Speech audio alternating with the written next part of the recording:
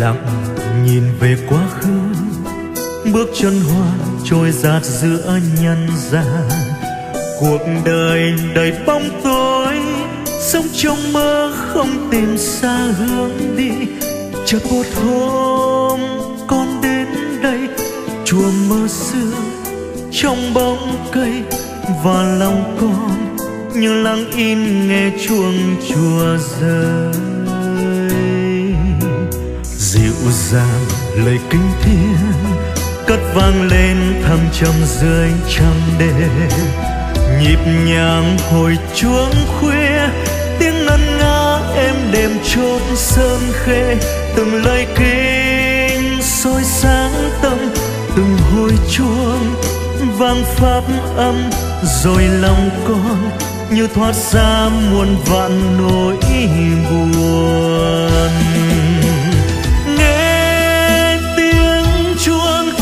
Chuông ngân tan dần tối tăm, nghe tiếng kinh khuya xoa dịu nỗi đau.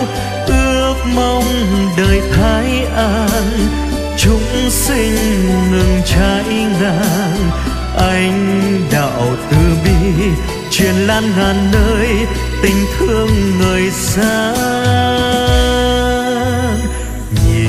Phật đài trang nghiêm, ánh trăng như chiều Phật sáng vô biên. Lòng nhẹ nhàng thánh lương, đóa hoa sen đang bừng khai sắc hương. Hồi chuông khuya trong gió sương, dìu đời con xa bên mê. Ngàn sầu đau như lá thu rơi rụng cuối mùa.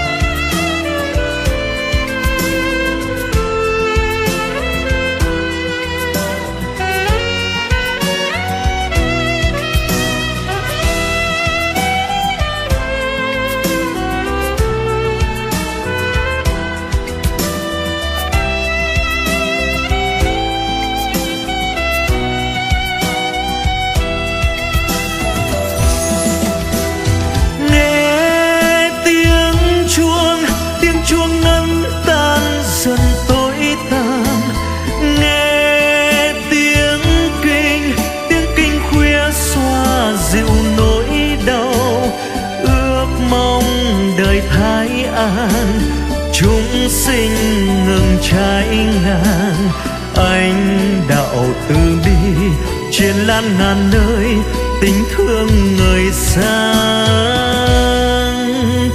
Nhìn Phật đài trang nghiêm, ánh trăng như chiều Phật sáng vô biên.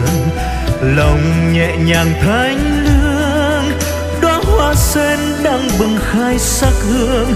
Hồi chuông khuya trong gió sương, dìu đời con xa bên mê. Ngàn sầu đau như lá thu rơi rụng cuối mùa. Hồi chuông khuya trong gió sương, dìu đời con xa bên mê. Ngàn sầu đau như lá thu rơi rụng cuối